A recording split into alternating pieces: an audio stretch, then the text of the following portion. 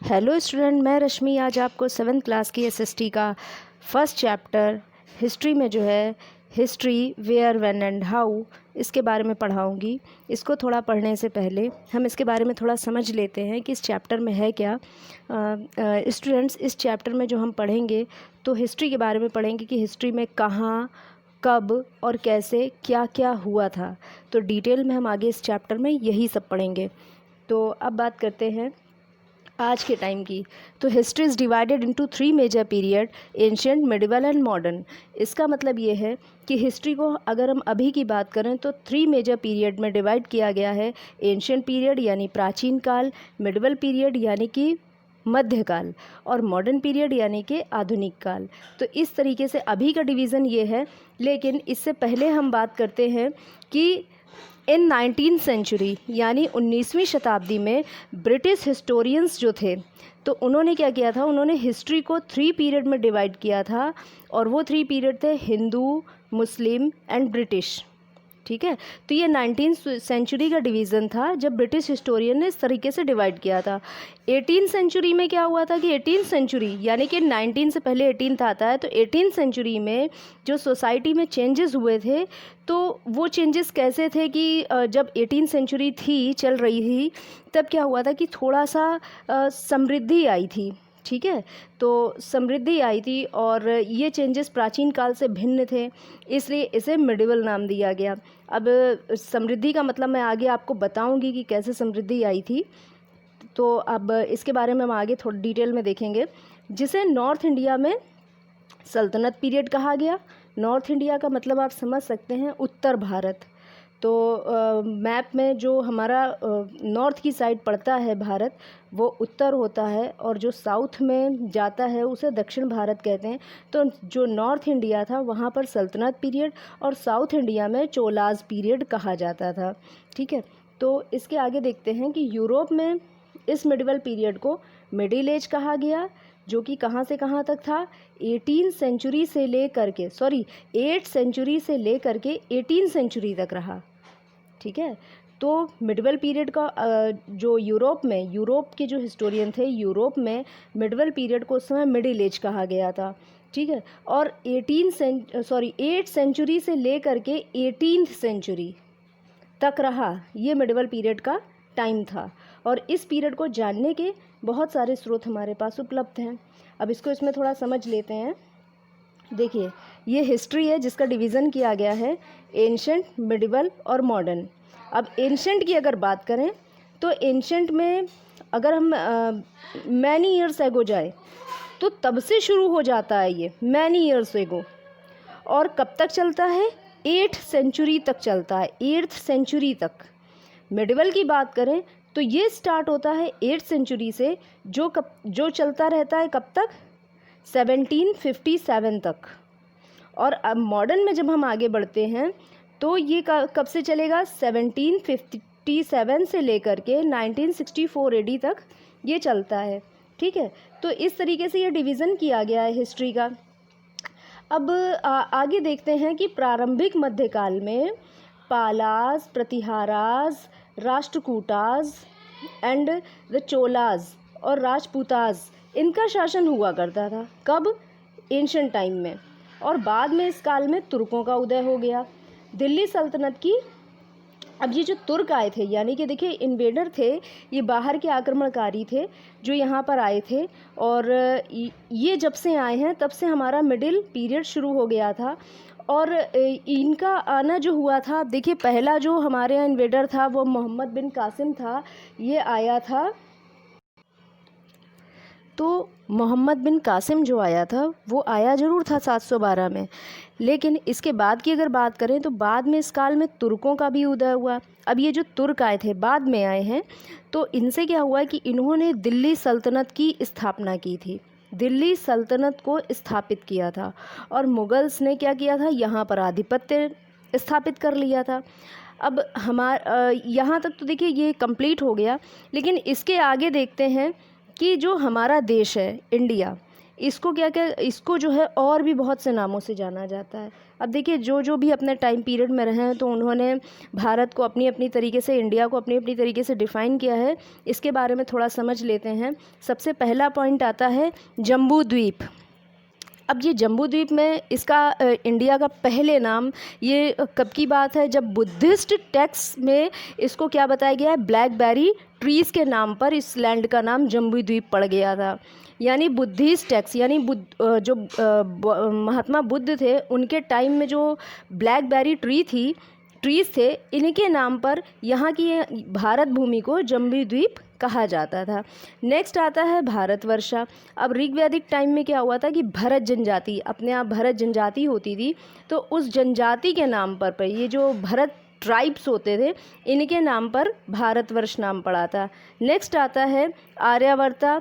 आर्यावर्ता क्या, तो north India में ये जो नॉर्दर्न पार्ट है इंडिया का, यहाँ पे क्या हुआ था, आर्यंस आए थे बाहर से। अब कई सारे स्टूडेंट्स ने, इतिहासकारों ने इसके अलग अलग बताए हैं कि आर्य मध्य एशिया से आए थे, कोई बताता है ध्रुव प्रदेश से आए थे, तो सब अपनी अपनी तरीके से इसको डिफ़ाइन करते हैं।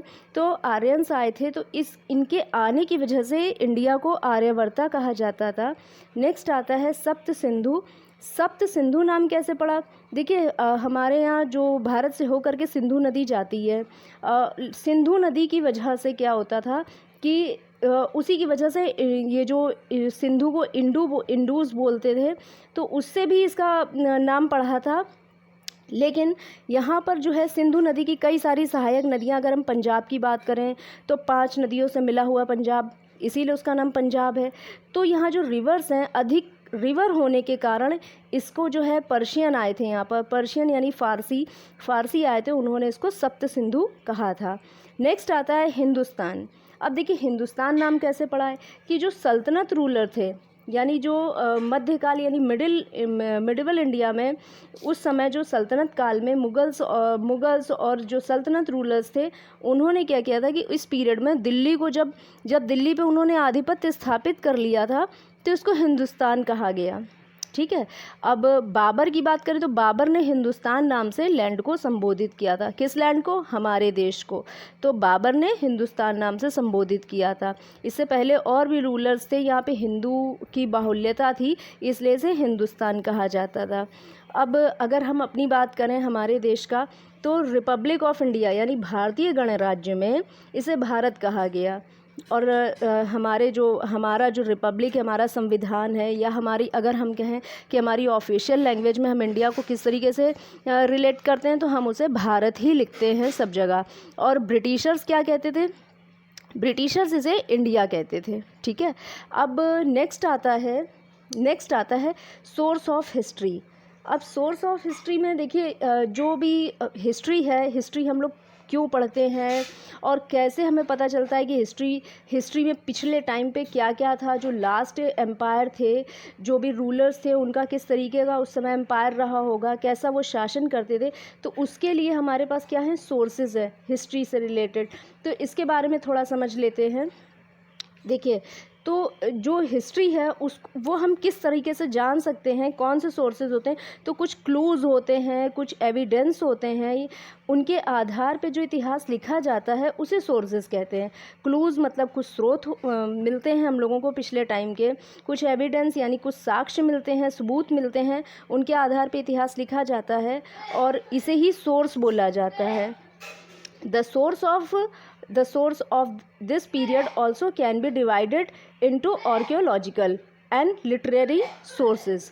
अब देखिए जो इस पीरियड में क्या था कि जो सोर्सेज हैं वो जो हमें मिले हैं, तो वो जो सोर्सेज हैं उनको क्या नाम दिया जाता है, उसको आर्कियोलॉजिकल डिवाइड और उसको 2 पार्ट्स में डिवाइड किया जा सकता है।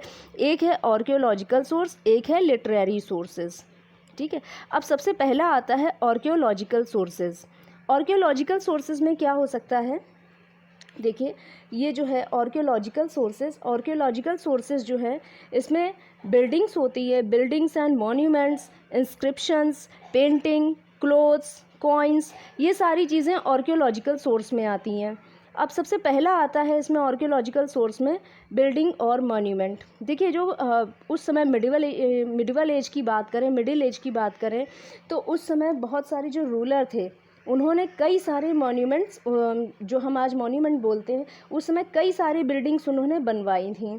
तो जैसे कि कुतुब मीनार, बुलंद दरवाज़ा, रेड फोर्ट, ताजमहल, ये सब उस समय के रूलर्स बनवाते थे।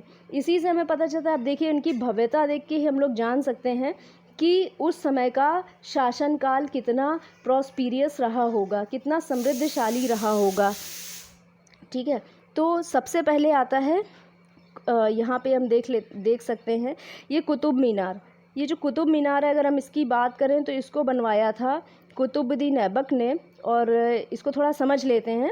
तो ये जो कुतुब मीनार है कुतुबुद्दीन ऐबक ने बनवाई थी, और इसको पूरा कराने का काम किया था ये इल्तुतमिश ने करवाया था। ये इनके बाद जो इनके सक्सेसर थे उन्होंने इसको पूरा कराया था। यानी कुतुबुद्दीन ऐबक के सक्सेसर कौन आगे चलकर हुए? इल्तुतमिश, और इल्तुतमिश ने इसका निर्माण कार्य पूरा करवाया था। तो ये बनवाई गई थी कुतुब मीनार। नेक्स्ट देख लीजिए, ये है बुलंद दरवाज़ा। ये सारे हमारे आर्कियोलॉजिकल सोर्स में आ रहे हैं, जो ये पहले के टाइम में बिल्डिंग्स बनवाई गई थी और जिसे हम मॉन्यूमेंट्स भी बोल सकते हैं, ये सारे वही चीज़ें हैं। अब ये बुलंद दरवाज़ा है, इसे जो बादशाह अकबर थे, ये मुग़ल पीरियड में बनवाया गया था, बादशाह अकबर ने बनवाया था। और ये उन्होंने जब ये गुजरात पे विजय प्राप्त कर ली थी, उसके बाद उन्होंने ये बुलंद दरवाज़े का निर्माण करवाया था। देखिए इसकी भव्यता, देखिए कितना बड़ा दरवाज़ा बनवाया गया है। और इसको देख के ही हम लोग उस जो टाइम पीरियड है उसका पता लगा सकते हैं कि कितना भव्य उस समय का रहा होगा शासनकाल, कितना समृद्धशाली रहा होगा। ठीक है, ये अकबर के टाइम पीरियड में बना था। नेक्स्ट देखिए, ये है लाल किला, ये भी मॉन्यूमेंट है। ये जो लाल किला है ये शाहजहाँ के टाइम में बनवाया गया था। यहाँ पर आज भी जो है इंडिपेंडेंस डे या रिपब्लिक डे पे हमारे जो देश के प्रधानमंत्री वो झंडा फहराते हैं, जाकर यहीं से स्पीच दी जाती है। तो ये लाल किला बनवाया गया था। अब ये देखिए सारे सोर्सेज बने उस समय के हैं, लेकिन उस समय के सोर्सेज देख के हम आज इन सोर्सेज को देख के आज के बारे में पता लगा लेते हैं कि कैसे क्या उस समय का रहा होगा। तो ये है ये जो हमने देखा लाल किला। नेक्स्ट देखिए ताजमहल बहुत ही एक ब्यूटीफुल बिल्डिंग है, और इसे बनवाया था, इसे भी शाहजहाँ ने बनवाया था। देखिए शाहजहाँ का जो टाइम पीरियड है उसको वो था ही आर्किटेक्चर के लिए था, गोल्डन पीरियड ऑफ आर्किटेक्चर। उस समय जो शाहजहाँ थे उन्होंने बहुत सारी चीज़ें बनवाई थी, बहुत अच्छी अच्छी चीज़ें बनवाई थी। उसमें से एक है जो 7 अजूबों में से एक है हमारा ये ताजमहल, जो आगरा में सिचुएटेड है।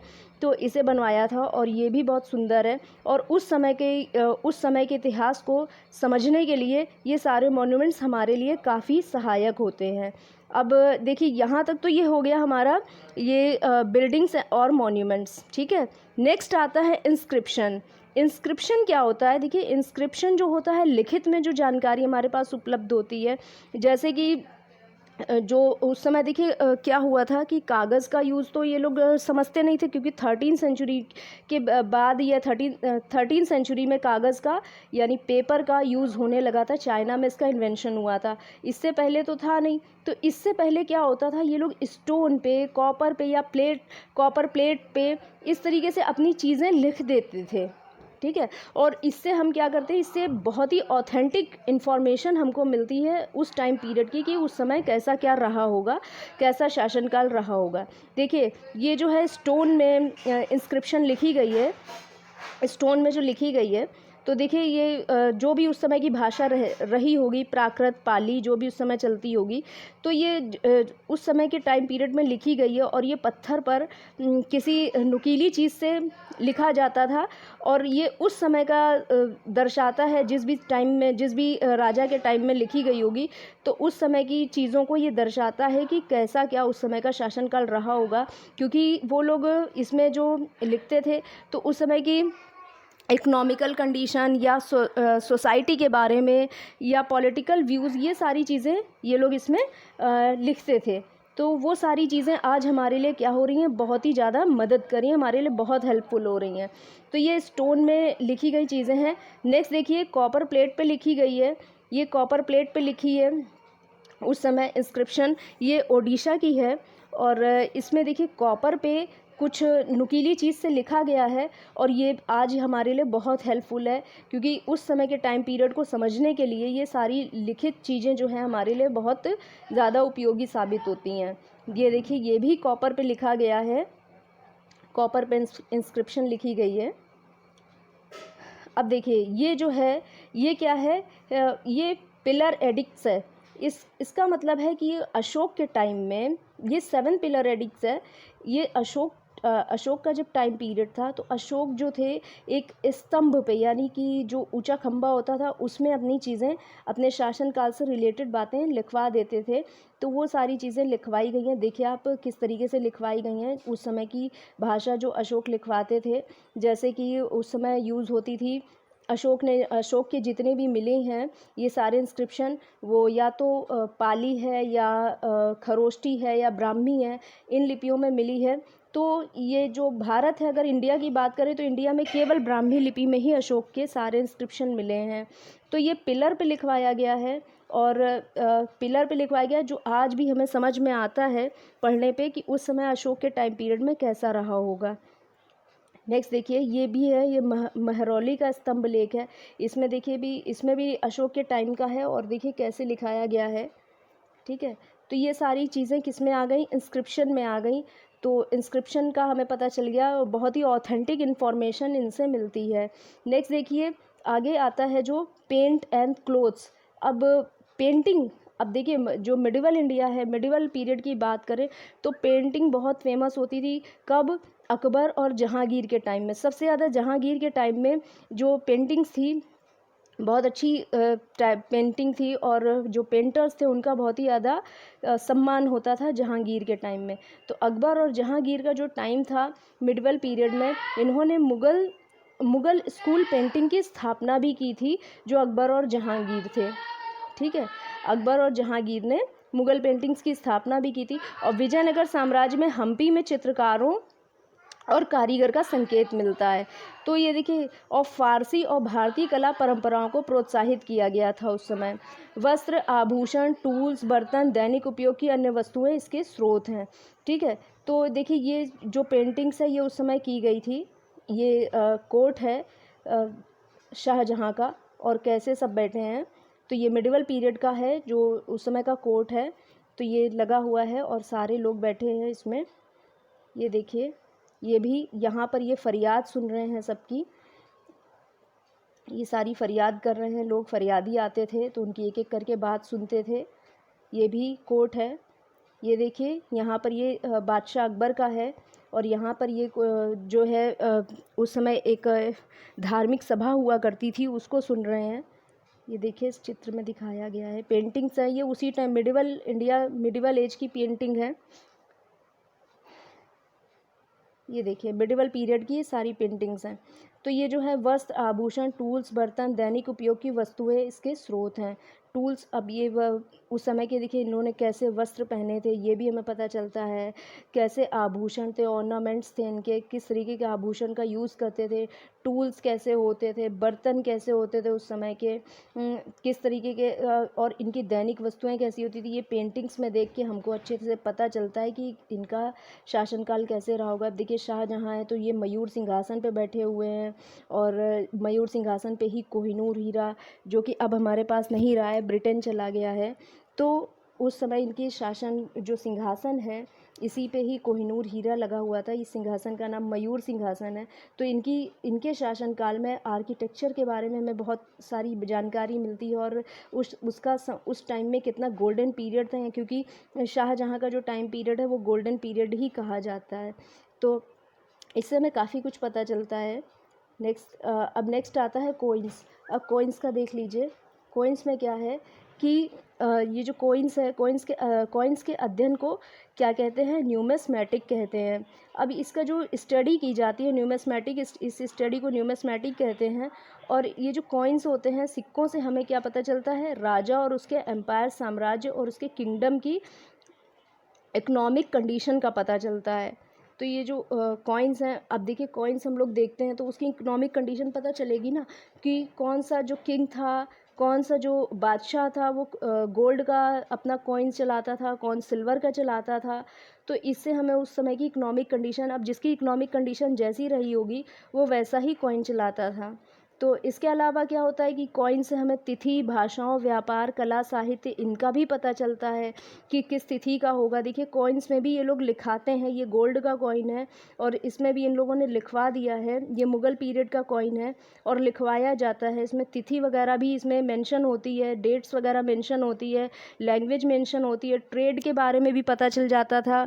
और इसके अलावा आर्टिफैक्ट, लिटरेरी, इनके बारे में भी काफ़ी चीज़ें हमें इसी से पता चल जाती हैं।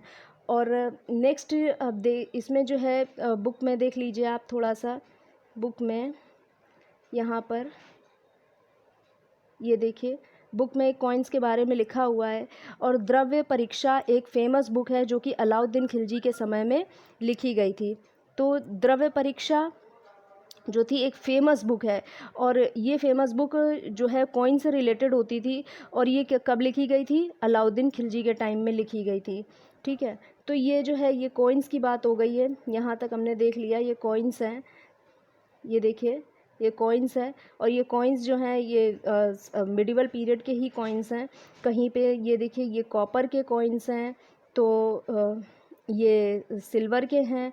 तो इस तरीके से ये कॉइन्स हैं, ये गोल्ड के हैं, देखिए। ठीक है, और इसकी बात अगर करें तो ये कॉइन्स हैं, मुग़ल कॉइन है और इसकी वर्थ कितनी है? देखिए वर्थ इसकी 1.5 करोड़। समझिए आप।